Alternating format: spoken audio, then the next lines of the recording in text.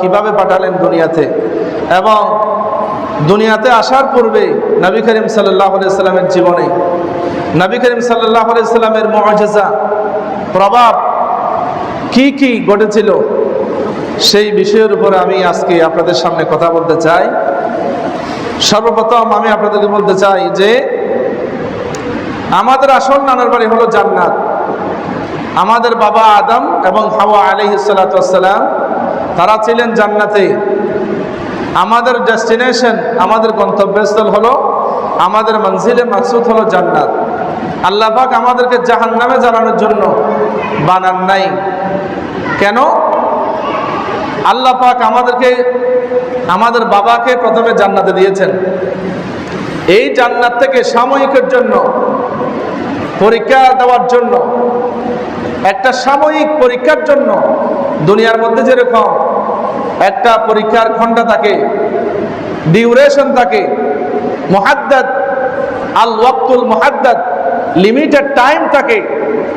আপনি টাইমের বাইরে পরীক্ষা দিলে হবে না।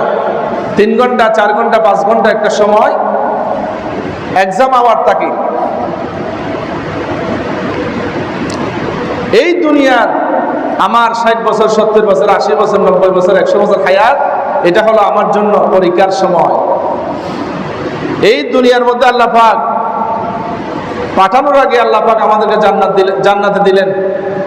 জান্নাত থেকে এই দুনিয়ার বুকে আল্লাহ পাক আমাদেরকে পাঠালেন কেন? আল্লাযী খালাকাল মাউতা ওয়াল হায়াতা লিয়াবলুয়াকুম আইয়ুকুম আহসানু আমালা। আল্লাহ বললেন, আমি মৃত্যুকে বানিয়েছি, ওয়াল হায়াতা, আমি জীবনকে সৃষ্টি করেছি, জীবন দিয়েছি তোমাদেরকে। তোমরা কোনো কিছুই ছিলে না।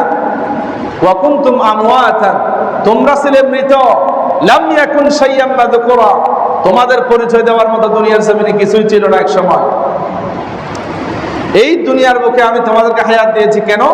লিয়াবলুয়াকুম আইয়ুকুম আহসানু আমালা, তোমাদের মধ্যে লিয়াখতাবিরাকুম লিয়ামতাহিনাকুম, তোমাদেরকে টেস্ট করার জন্য, তোমাদেরকে পরীক্ষা করার জন্য, তোমাদেরকে আমি দুনিয়ার বুকে পরীক্ষা করার জন্য।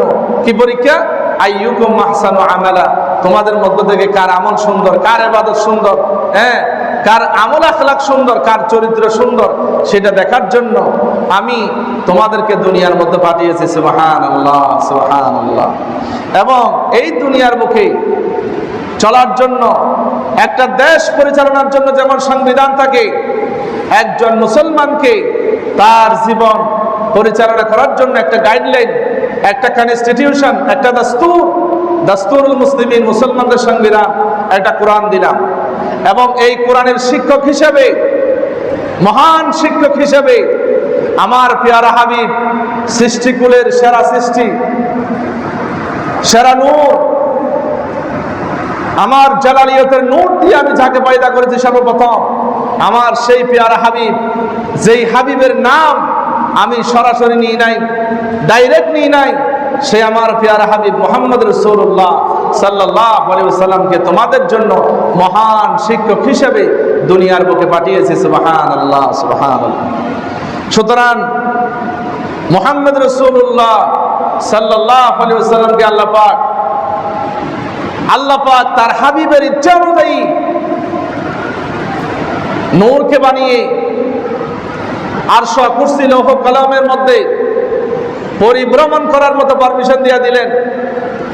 উড়ন্ত পাখির মতো করে নবী করিম সাল্লাল্লাহু আলাইহি ওয়াসাল্লামের নূরটাকে রাখলেন। সিলেক্ট